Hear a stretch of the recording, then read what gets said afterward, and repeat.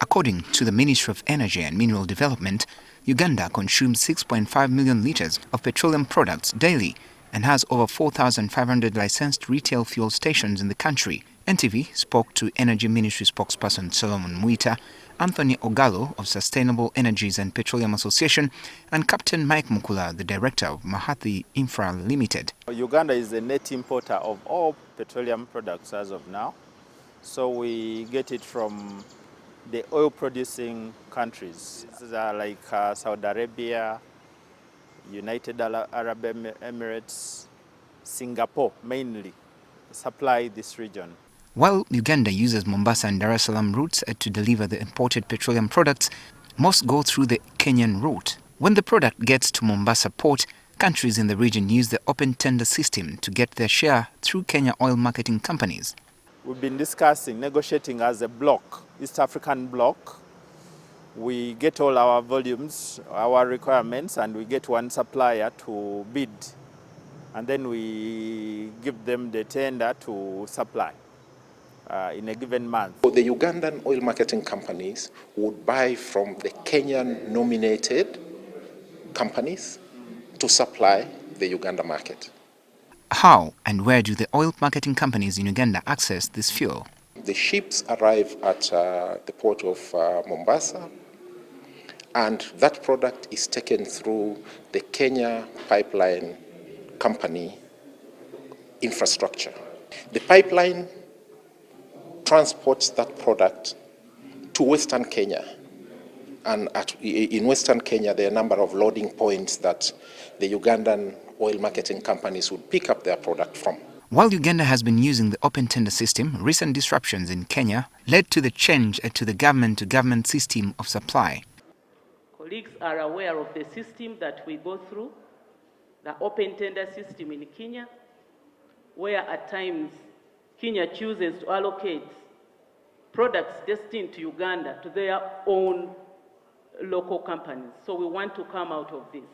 Once the fuel has been collected by some of the licensed oil marketing companies in Uganda, it is then taken to their depots for storage before being distributed to the different fuel stations. There are approximately 170 OMCs, oil marketing companies, in Uganda. But the market share is controlled by, for example, 3 key companies which control 46% of the oil supply chain and distribution in the country. But among the licensed importers, there are also those who do not have a network in Uganda. So they have an opportunity to sell to those who do not have import licenses.